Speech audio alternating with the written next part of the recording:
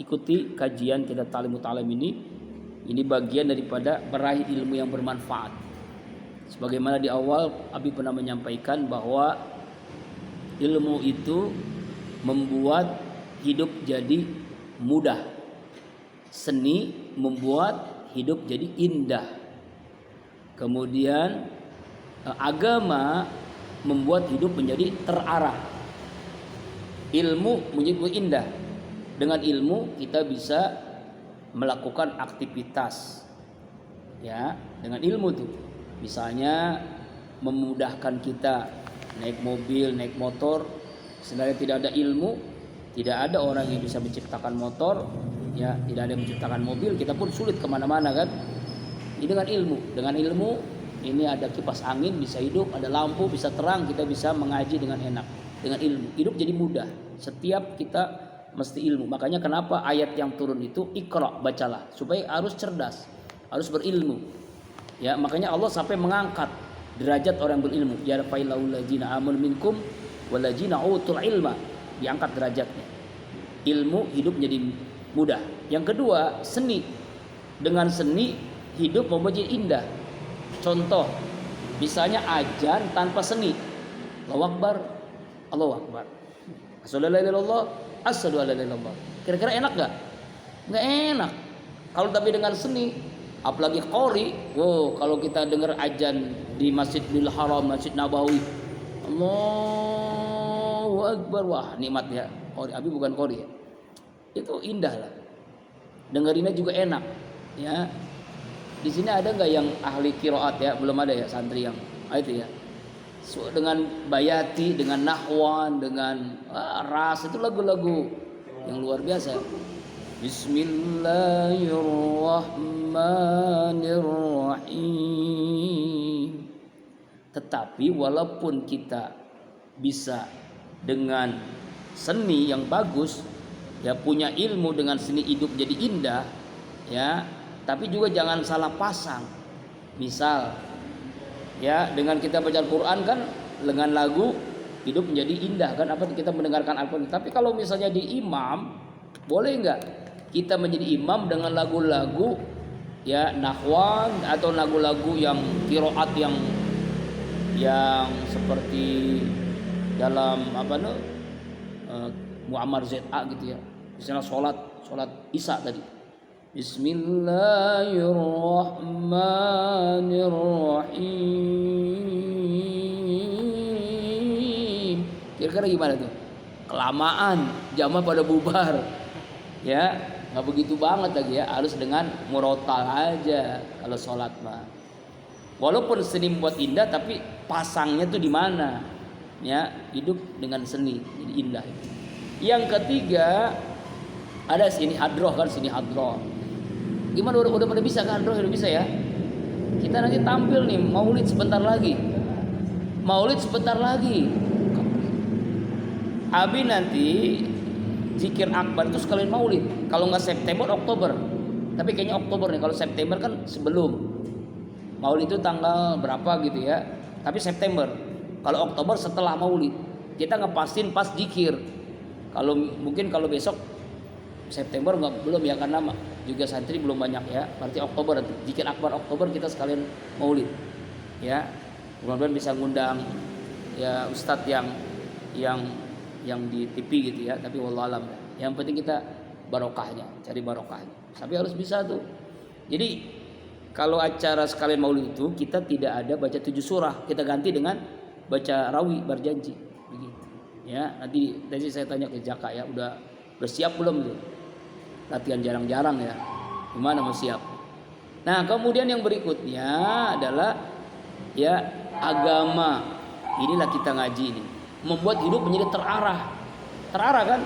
Halal, haram, benar, salah, baik, salah gitu kan. Kita jadi terarah nih, arahnya nih, arah jelas gitu kan. Ya surga atau neraka, bahagia atau celaka, diarahkan dengan agama. Makanya dididik sini. Di sini dididik dengan ilmu menjadi hidup jadi mudah, dengan seni menjadi hidup menjadi indah, dan dengan agama menjadi hidup menjadi terarah. Ya, tuh. Pentingnya tiga hal itu tidak terpisahkan. Nah, diceritakan di sini husma sofa wada makadaro. Apa maksudnya? Ambillah yang murni, tinggalkan yang kotor. Apa maksud ambilkan yang murni, tinggalkan yang kotor? Jangan sampai ilmu kita tidak bermanfaat. Ambil yang murni, yang bermanfaat. Apa itu ambil yang murni? Ilmu yang mendekatkan diri kepada Allah. Ada ilmu yang tidak mendekatkan diri kepada Allah. Ada. Menuntut ilmu karena ingin gelar sarjana, dapat pekerjaan, dapat ijazah. Jadi hanya sebatas nilai, sebatas ijazah, sebatas gelar. Negeri ini orang yang bergelar banyak, profesor, doktor. Tapi yang korupsi justru orang yang bergelar. Nggak mungkin tukang beca lulus SD korupsi, rasanya nggak mungkin. Kenapa? Karena dia punya jabatan kan. Yang profesor, doktor bahkan yang korupsi. Kenapa bisa begitu? Karena ilmunya hanya sekadar ilmu. Dia ambilnya, makanya diperintahkan husma sofa. Ambil yang murni, tinggalkan yang kotor. Ambil yang hak, ambil yang halal, ambil yang berkah, tinggalkan yang kotor. Tinggalkan kotor apa itu? Misalnya karena targetnya nilai, akhirnya nyontek, akhirnya plagiat, ya kan gitu kan? Nah itu tuh. Akhirnya ilmu gak manfaat. Ilmu gak manfaat. Auzubillah min dzalik. Aku mendengar Syekh Imam Azhar Ustaz Fakhruddin Kasani rahimahullah taala yaqul kanat jari Abi Sufyan Abu Yusuf rahimahullah taala amana inda Muhammad sallallahu alaihi wasallam. Qala Muhammad al-takhfina fi hajal waqti min Abi Yusuf fil fiqh syai'an. Ini ungkapan ulama namanya Ustaz Fakhruddin Akasani. Itu beliau mengungkapkan begini, ya. Engkau hafal enggak tentang satu masalah fikih yang diajarkan oleh Abi Yusuf? Ya. Lah, aku enggak hafal. Kecuali kalau dia mengulang-ulang dalam mengajarnya. Karena memang masalah fikih ini menurut yang diajarkan di sini sulit saya memahaminya. Ya. Kecuali dia mengajarkan dengan berulang kali tentang masalah fikih baru saya bisa. Lalu ada yang mengatakan sah bordarmi sakitun. Bagian melingkar itu runtuh. Lalu dia menghafal tuh kalimat tadi tuh. Sahmudauri sakitun.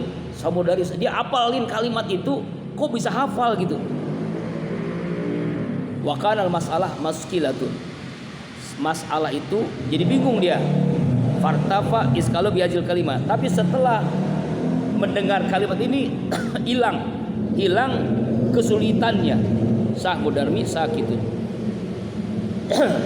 Maaf ya, ini maksudnya adalah ya metode yang diperintahkan dalam cara belajar ulama dulu adalah mengulang-ulang.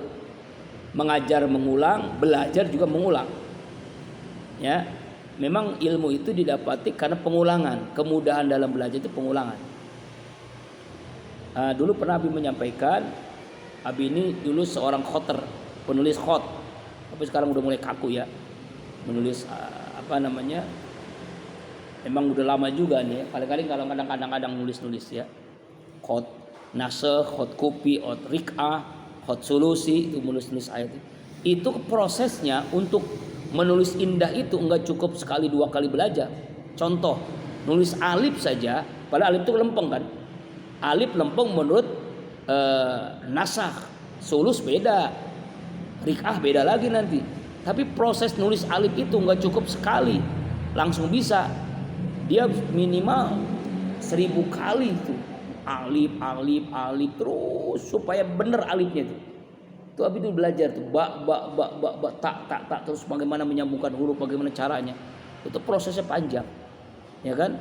Untuk menjadi seorang khoter. Apalagi orang yang ahli kaligrafi Al-Qur'an. Nah, itu perlu proses panjang, enggak ujuk-ujuk. Dan itu ilmunya ada. Abi tuh pengen gitu ngajarin gitu, cuma kadang-kadang gimana ya? Ya ngaji kitab aja kadang malas gitu ya, apalagi ngaji itu ya. Mau nggak itu kamu nulis berkali-kali itu, nulis alif sampai berkali-kali, ba berkali-kali sampai pas banget baru dapat itu. Ya. Nah itu nanti kita usus dah kapan-kapan ya. Wallahu alam. Nah artinya adalah sulit dia. Caranya adalah diulang-ulang. Mengulang-ulang pelajaran itu memang itu memungkinkan. Makanya ilmu itu bisa didapati lewat mengajarkan, ajar gitu tanpa sadar kita mengulang pelajaran kan, begitu. Fauli ma'al istifada mungkinatun min kulli hadin lihaja qala Abu Yusuf rahimahullah qila lahu bima adrak talib. Dikatakan dari Abu Yusuf, bagaimana caranya kau mendapatkan ilmu? Nah, menurut dia nih, cara mendapatkan ilmu adalah mastakan kaptu, saya tidak malu bertanya. Kalau saya nggak paham, saya langsung nanya, hai guru, hai syekh, apa maksudnya ini? Langsung nanya dia. Malu bertanya sesat di jalan, tanyalah kalau kita paham. Lalu juga apalagi? Cara mendapatkan ilmu adalah wa ma bahiltu bil ifada. Aku tidak bakhil, tidak kikir mengajarkan. Tuh kan? Tidak bakhil, tidak kikir mengajarkan kepada orang yang tidak tahu, saya ajarkan. Ini kan kamu kenapa di sini belajar mengajar? Kamu harus ngajar anak-anak TKA, TPA di Kolbun Salim. Itu proses belajar itu yang mengajar. Belajar dan mengajar itu nggak terpisahkan. Makanya Rasulullah mengatakan khairukum man ta'alamal Quran wa 'allama. Orang yang terbaik adalah orang yang belajar dan orang yang mengajarkan. Sebab dengan mengajarkan jadi belajar, belajar jadi mengajar. Ya itu terus begitu. Dosen, guru, ustadz, kiai ngajar kan? Apa yang terjadi? Ilmunya makin mantap. Sama dengan pisau. Pisau golok kalau nggak diasah gimana? Kudul, tumpul, nggak bisa dipakai. Bagaimana caranya? Harus diasah. Otak juga harus diasah. Bagaimana cara mengasah otak? Ngajar. Makanya profesi yang paling indah itu ngajar. Apapun namanya, guru kah, ustadz kah, kiai kah, habib kah, ajengan atau dosen lah. Coba dah, pasti kamu nanti merasakan itu. Minimal kamu di sini kan ngajar kan? Itu kan dapat kan? Itu Allah berikan tuh. Oh, jadi akhirnya bacaan kita menjadi makin bagus, ilmu kita makin ya. Tuh, mendengar. Jadi caranya jangan kikir, jangan pelit tentang ilmu. Ibnu Abbas radhiyallahu anhu mengatakan, ya, bagaimana cara kamu mendapatkan ilmu? Ada lagi caranya nih. Bilisanin saulin wa qalbin aqulin. Nah, lihat. Pertama, dengan lisan saulin, terampil. Dengan lisan yang terampil. Apa lisan terampil ini? Keterampilan bicara, retorika, public speaking ya, public speaking. Belajar apa? Belajar ngomong, belajar bicara, diskusi, ya, debat, adu argumen, itu boleh silakan. Makanya sistem diskusi itu ternyata bukan hanya sistem dilakukan di sekolah-sekolah modern sekarang. Di zaman para ulama dulu pun sudah mengajarkan metode cara belajar itu adalah keterampilan lisanin saulin, keterampilan dalam lisan. Artinya ngomong, bicara, pidato, khutbah, debat, ceramah, itu kan dengan ngomong. Lalu yang kedua, biqalbin aqul, dengan hati yang berpikir. Ini kalimatnya luar biasa. Qalbin aqulin, biasa kan otak ya, ini hati yang berpikir gitu. Masya Allah, hati selalu berpikir. Ya, ini cara yang dilakukan ulama-ulama. Jadi ada beberapa cara tadi ya. Ya, di antaranya yaitu dengan bertanya. Yang kedua, tidak kikir dalam memberikan ilmu. Yang berikutnya ini dengan lisan yang terampil, lalu dengan hati yang berpikir. Inilah cara-cara ulama untuk mendapatkan ilmu. Gimana kelanjutannya? Insya Allah kita lanjutkan pada malam Selasa yang akan datang. Jangan lupa besok di Masjid